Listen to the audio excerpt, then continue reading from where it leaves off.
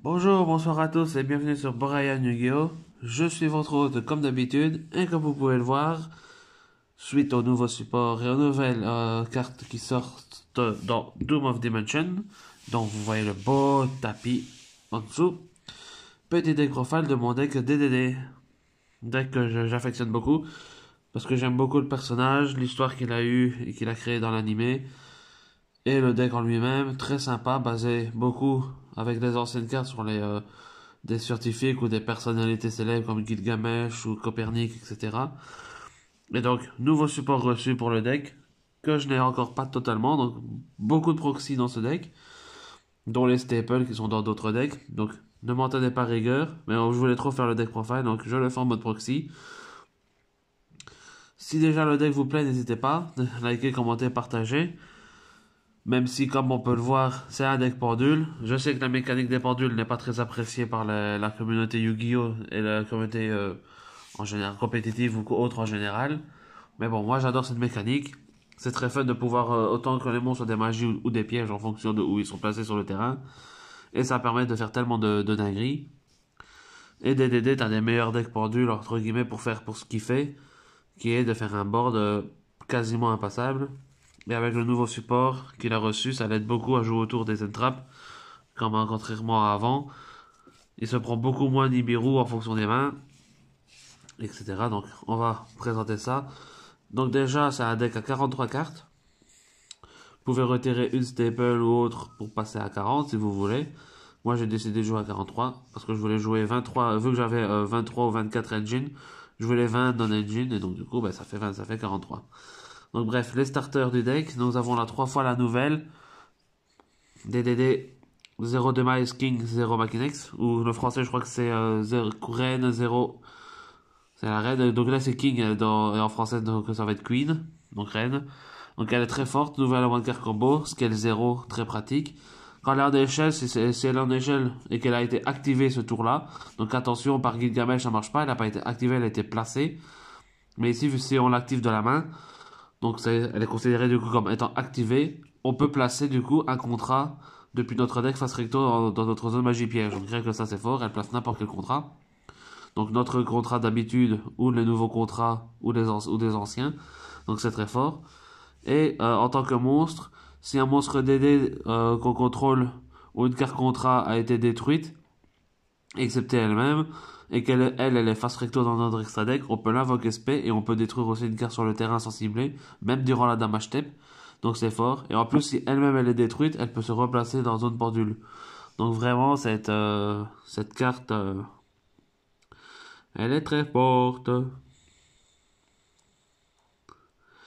Et attention, c'est seulement si elle est détruite en zone monstre. Donc si elle était déjà en zone pendule et qu'elle est détruite, elle ne passe pas en zone de magie piège. Enfin, en zone pendule. Mais ça reste quand même fort. Surtout que des cartes contrat, on les détruit pendant notre combo ou ce genre de choses. Donc potentiellement, on peut nous-mêmes activer l'effet de la place en zone pendule. Donc c'est très fort. Le starter classique de l'époque, le Kepler. Quand il est dans Mouspé, il ajoute un contrat depuis des ténèbres depuis notre deck à notre main. Donc il peut ajouter le nouveau ou la porte, qui est le contrat qu'on va voir tout de suite. Parce qu'elle fait aussi partie des one card combo, ou des combos, des one card starter en tout cas. Parce que elle, durant la main phase, on peut ajouter un monstre DD. Donc on peut ajouter Kepler ou elle par exemple, parce qu'elle est en étant DDD, elle est par défaut DD. Donc tous les DDD sont des DD, sont des DD. Donc ils peuvent être ajoutés par le contrat des ténèbres avec la porte. Ou ils comptent aussi pour les monstres qui disent par exemple invoquer un monstre DD ou envoyer un monstre DD depuis votre deck au cimetière. Eh ben, les DDD peuvent fonctionner. Par contre, sur mentionne des DDD, les DD comme Savant Kepler, ça ne marche pas. Parce qu'il manque un D dans le nom, en gros. Donc c'est très simple, c'est très facile. Attention aussi avec vos contrats que si en stand-by phase, ça c'est pour tous les contrats des ténèbres qui sont liés avec les DDD. En stand-by phase, on prend 1000 points de dommage à tous les stand-by phase. Donc vu que c'est des pièges magie piège continu, on va se prendre des dommages à tous les tours. Maintenant, vu qu'il n'y a plus de time, on s'en fout, mais ça reste quand même des trucs à prendre en compte. Et ça, c'était les starters. Après, on a les extenders avec DDD Griffon, qui lui est très fort aussi, parce que il peut se spé depuis la main si on contrôle un DD, pour ça que c'est un bon extender. S'il est invoqué par pendulation, on peut piocher en défausser une carte DD ou contrat pour piocher un. Je vérifie s'il faut bien la carte DD, parce que c'est surtout des DD qu'on fait, mais oui. Si elle est invoquée par pendulation, on défausse une carte DD ou un contrat pour piocher un. Et si elle est reborn depuis le drive, on peut ajouter une carte DD depuis le deck à la main. Donc c'est fort. Et son effet pendule n'est pas non plus à négliger, puisqu'il dit qu'on peut cibler un monstre démon qu'on contrôle. Il gagne 500 d'attaque jusqu'à la fin du tour. Pour chaque magie piège contrat des ténèbres de noms différents actuellement sur notre terrain ou dans notre cimetière, puis on la détruit elle. Donc pour le gauche second, ça permet de booster un petit peu, donc c'est cool. Ensuite, on a la nouvelle Arpenteur d'échelle en x3 qui est aussi un extender comme le Griffon. Parce que si on contrôle une carte monstre pendule DD, donc même elle, en échelle pendule, ou le Griffon ou le Savant Kepler en échelle pendule, à l'origine, en physique, ça reste toujours des cartes monstres. Donc ça compte pour l'arpenteur d'échelle pour s'invoquer. Donc c'est très fort. Et quand il a invoqué un Armus P, on peut faire que son niveau devient 4. Et c'est là envoyé au cimetière ou ajouter face recto à l'extra-deck, on peut activer l'effet. Son effet qui est de cibler une carte monstre pendule qu'on contrôle et la renvoyer dans la main. Donc ça peut être pratique pour récupérer nos échelles, mettre une autre échelle à la place et invoquer le monstre qu'on a récupéré en pendulation par exemple. Après on a Ragnarok et Orthros qui sont généralement les deux monstres qu'on va placer en échelle par l'effet de Gilgamesh.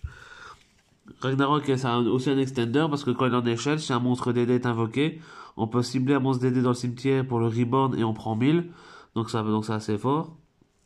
Donc c'est souvent en échelle, donc je dis l'effet pendule, je vais dire tous les effets, mais même si c'est surtout l'effet pendule que vous allez faire avec lui.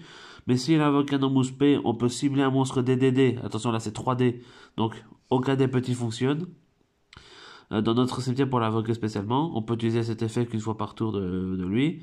Et une fois par tour, on peut sacrifier un autre monstre DD et puis cibler un monstre contrôlé par l'adversaire en coup pour le bannir. Donc ça peut faire une gestion aussi en go second, donc c'est pas mal. Orthros, une fois par tour, on peut cibler une carte magie piège sur le terrain et une autre carte DD ou contrat des ténèbres qu'on contrôle pour les détruire. Ce qu'on peut faire souvent dans les combos pour le mettre dans l'extra deck, le récupérer et l'invoquer par pendulation plus tard ou ce genre de choses, c'est très fort. Ou par son effet, parce que pendant la combo, on peut le récupérer en main, prendre des dommages par Ragnarok ou autre chose, et vu qu'il est en main, son effet c'est qu'il dit que lorsqu'on reçoit des dommages de combo ou d'effet, on peut l'invoquer spécialement depuis la main. Donc c'est pratique à ce moment-là. Parce que ça reste un monstre pendule tuner. Donc il peut permettre de faire nos 5 ou 8. Vu les monstres qu'on a niveau 4, et l'échelle qui peut passer de niveau 2 à niveau 4, on peut faire des 5 ou 6 ou 8. Donc c'est très bien, et c'est pas mal du tout. Et si cette carte est invoquée spécialement sur notre terrain, on ne peut pas invoquer spécialement de monstres à part des monstres démons le reste du tour. Donc, mais vu qu'on est un deck full démons, c'est pas très grave. On pourrait même jouer Rivalry si on veut, en side par exemple. Ça peut être pas une mauvaise idée, en fonction du format. Ensuite, un monstre une pièce de combo, c'est le Copernic. Quand il est Armus P, il permet de foolish. Donc envoyer du deck au cimetière une carte DD au contrat. Donc généralement, ils vont envoyer peut-être le Griffon, mais en grande majorité, ils vont envoyer le Necroslime ou la lance que je vais vous présenter juste après. Et en échelle pendule, on ne peut pas invoquer par pendulation des monstres à part des DD, l'exclut. Et cet effet ne peut pas être annulé. Et une fois par tour, tant que cette carte est dans notre zone pendule, on peut annuler un effet de magie activé qui nous inflige des dégâts et puis détruire elle. Donc, par exemple, nos contrats, on peut annuler nos contrats et se détruire elle-même. Donc, sauf frappable, parce que c'est rare qu'on va mettre lui en échelle pendule. La grande majorité du temps, ça va être les deux là, avec Machinex ou Griffon, potentiellement en fonction des combos aussi. Et l'échelle aussi, ça pourrait arriver. D'ailleurs, lui, je n'ai pas dit son effet pendule. Pouf. C'est que durant la stand-by phase, on peut cibler minimum 2 cartes dans nos zones pendules. Jusqu'à la fin du tour, leur échelle pendule devient 0. Et on ne peut pas utiliser cet effet. On ne peut utiliser cet effet qu'une fois par tour. Donc ça permet si on a un monstre d'échelle pendule trop grosse avec lui, on peut en cibler un des deux pour le mettre à 0. Donc c'est très pratique pour continuer à faire des pendules. Mais bref. Ensuite, on a le nouveau DD Porteur des comptes. Je suis content d'avoir réussi à en choper un aussi bas prix, parce qu'apparemment maintenant il coûte 20 balles. Ça fait mal. Il en faudrait peut-être 2 pour avoir appelé 7. On sait jamais qu'il serait joué x3. Ce qui n'est pas mauvais, parce que du coup dans la main on peut le défausser un autre DD en coup pour l'invoquer lui spécialement depuis la main. Et si l'Enormous Pay nous permet d'ajouter un monstre DD avec 0 d'attaque ou de défense, donc le Copernic, le Kepler. Donc c'est pas mal du tout. On peut utiliser chaque effet qu'une fois par tour. Et une fois par tour, si on invoque par pendulation un ou plusieurs monstres DDD, on peut cibler 3 monstres contrôlés par l'adversaire. qui ont chacune le même type ou attribut, on les sacrifie 2 de ces monstres. Et si on le fait, le troisième gagne une attaque égale à la somme des attaques des autres monstres sacrifiés. Donc oui, ça fait un gros monstre, mais par exemple, si on a le Ragnarok, on peut bannir le troisième. Enfin, on a moyen de le gérer, donc du coup, c'est pas très grave. Mais au moins, ça permet d'en gérer 2 autres. Ensuite, le DD Nécro. Donc les monstres qui sont pas pendules qu'on joue. Qui permet au cimetière de se bannir lui-même et un monstre DD pour faire une fusion d'un monstre DDD depuis l'extra deck. Donc c'est très pratique. Et c'est pas un coup de se bannir, malheureusement, dans un sens. Donc l'adversaire doit y répondre tout de suite. Donc s'il répond pas, on bannit, on fait fusion. Ensuite, on a le soldat à la lance. Qui on peut cibler un monstre DD qu'on contrôle pour augmenter son niveau d'autant de contrats qu'on a sur le terrain d'un cimetière au maximum. Donc c'est-à-dire que là, dans notre cas, on a généralement 2 contrats. Donc pour augmenter un DD de son niveau de 1 ou de 2. Et lui, s'il est dans le cimetière, on peut cibler le carte contrat des ténèbres qu'on contrôle pour la détruire et invoquer spécialement elle depuis le cimetière. Bon, on la bannit lorsqu'elle quitte le terrain. Donc ça fonctionne très bien aussi avec la Zero Machinex et les Fast Rector dans l'extra deck.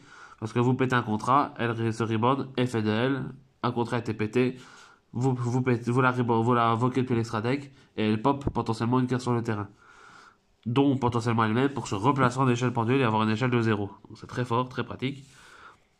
Et après, on a le soldat de défense qui on peut activer à des effets, soit de cibler une carte DD dans notre zone pendule pour l'invoquer SP, soit de bannir un monstre DD depuis notre cimetière.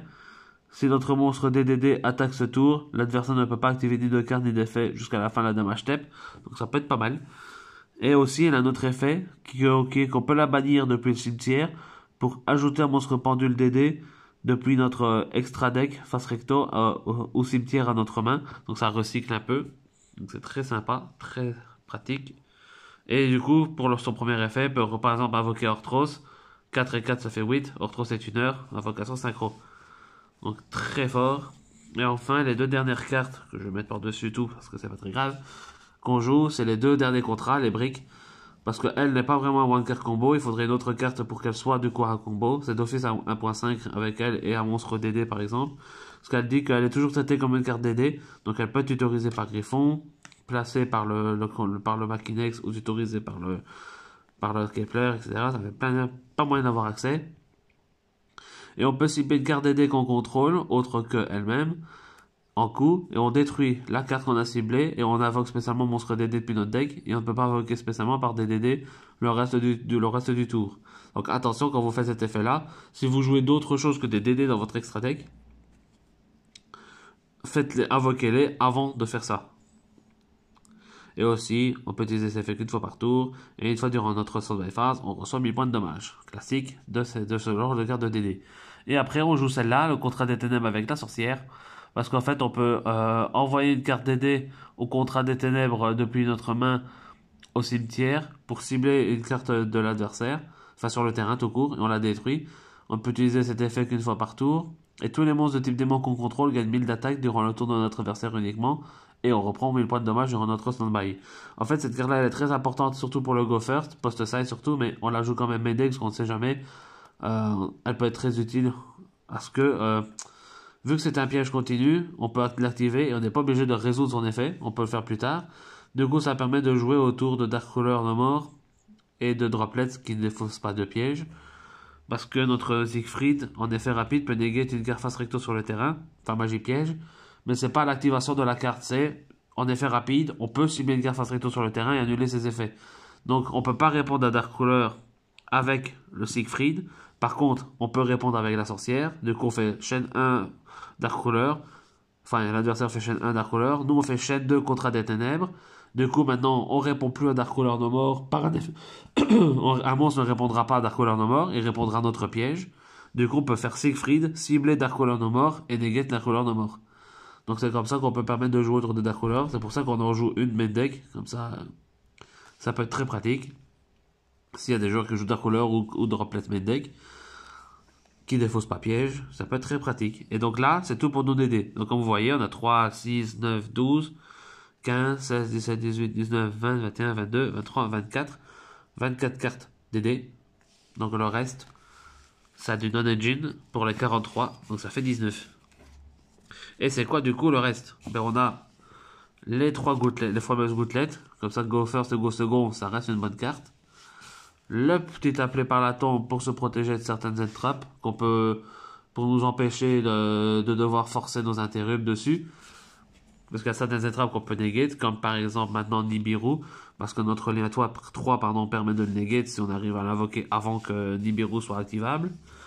3 Ash Blossom, on peut jouer autour aussi, même si parfois ça reste compliqué, en fonction de nos mains. 3 Droll et Lockburn, très bonne carte aussi. 2 cartes qui permettent de jouer autour de Fualos aussi, parce que si on se prend Fualos, on a perdu. Pas on a perdu, mais l'adversaire va beaucoup piocher. 3 Imperm, évidemment. Imperm reste toujours une très bonne carte. Et vu qu'on joue Imperm, qu'on joue piège et qu'on est full dark, on peut se permettre de jouer 3 Impulse. Parce qu'Impulse lock en lumière, terre et vent. Donc on peut pas utiliser de lumière, terre ou vent. Tout notre main deck est full ténèbres. Et dans notre extra deck, ils sont ténèbres ou eau, ou ténèbres ou eau ou terre, je crois. Non, on n'a pas de terre, on a feu. Donc Impulse ne nous lock pas. Donc on est tranquille avec ça. Et donc, comme j'ai dit, c'est tout pour le main deck. Un petit 43. Comme je vous avais dit, si vous voulez changer quelque chose, vous pouvez. Toujours libre à vous. Les decklists dépendent des préférences de chacun. Il y en a qui ne jouent plus le soldat de défense. Donc ça ferait déjà une carte en moins, ça ferait 42. Enfin, il y a toutes sortes de choses. Vous pouvez mettre des Nibiru, des Drolls à 2 chacun. Hop, voilà, vous êtes à 40. Si ça vous fait plaisir, retirez Droplet ou autre, ou l'un des contrats. Enfin, tout dépend des goûts de chacun. Donc pour le main deck, c'est tout. On va passer à l'extra. Alors l'extra, on a 2 Gilgamesh. Donc le monstre très pratique qui permet de nous placer nos échelles et on prend 1000 de dommages. Il demande 2 monstres DD par défaut, donc attention. Avec la lock de DD aussi. Et il a un autre effet que je n'utilise pas souvent, donc là je vais le lire correctement. Donc s'il est invoqué par l'un et les détruit au combat avec un monstre attaquant de l'adversaire, donc un monstre attaquant de l'adversaire, donc c'est pas vous qui battlez le monstre adverse, c'est l'adversaire qui doit vous toucher, enfin vous battle, ou par un effet de carte de l'adversaire tant qu'elle est dans la zone monstre de son propriétaire, donc monstre main ou extra deck, hein. On peut invoquer spécialement monstre DD depuis notre extra deck ou cimetière en position de défense. Voilà, pas de pratique. Ensuite, le Zeus, le tout nouveau, un des cartes qui me manque, parce que pour faire tout le deck exactement comme je fais là, il me manque le Zeus et les 3 Machinex du main deck, ça, tristement, avec tout ce que j'ai ouvert, je ne choperai aucun des deux. I am sad, mais bon, tant pis. Donc lui, il demande aussi des monstres DD. Et on peut cibler une carte DD ou contre des ténèbres qu'on contrôle. On la détruit, enfin en cours on la cible. Si ça passe, on la détruit et on gagne une nouvelle Pendulum Summon. Donc c'est très fort, ça permet de faire 2 invocations pendules durant le tour. Et c'est une fois par tour, donc du coup le tour d'après, on pouvait répéter une carte pour refaire une Pendulum Summon en plus de ce tour-là. Donc c'est très fort. Et lorsque l'adversaire active un monstre depuis la main, un effet de monstre depuis la main, en effet rapide, on peut bannir un des monstres et un contrat des ténèbres, donc c'est d'office les deux. Pour ça que du coup péter vos contrats très tôt dans la combo, ça permet du coup d'avoir le contrat au cimetière pour l'effet de Zeus, parce qu'il permet d'annuler l'activation. Donc c'est très fort. Attention que vu que ça annule l'activation, si le monstre ne précise pas qu'on peut utiliser l'effet qu'une fois par tour, par exemple s'il dit que le monstre dit qu'on peut l'activer qu'une fois par tour, mais si on annule l'activation, il pourra le refaire. Contrairement par exemple Nibiru, parce que Nibiru dit qu'on peut utiliser l'effet de Nibiru qu'une fois par tour.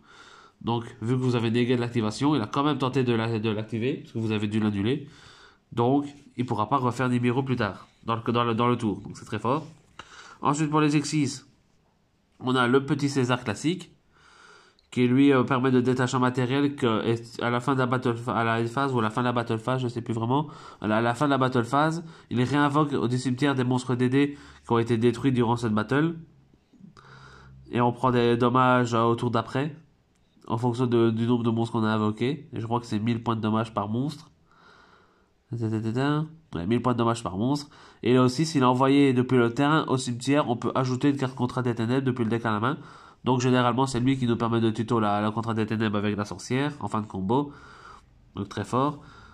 Le nouveau Salomon, roi sage, comme vous voyez, lui je l'ai eu. Donc il peut se détacher pour détacher un matériel pour tuto un monstre DD.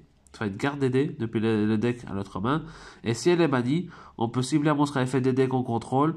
Jusqu'à la fin du tour, on fait gagner à ce monstre l'effet de s'il attaque un monstre, s'il détruit un monstre au combat, on inflige le dommage à l'adversaire égaux à l'attaque du monstre. Donc c'est un peu un flame, un homme comment ça s'appelle? L'homme de feu de Jaden dans l'animé, à l'époque.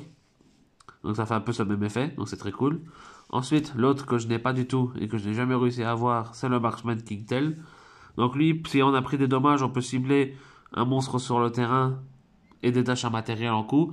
Le monstre perd 1000 d'attaque et on fait perdre 1000 points de vie à l'adversaire. Et s'il envoie au cimetière, depuis le terrain au cimetière, donc comme le petit César, lui il peut envoyer du deck au cimetière une carte d'aider au corps contrat. Donc c'est très fort aussi.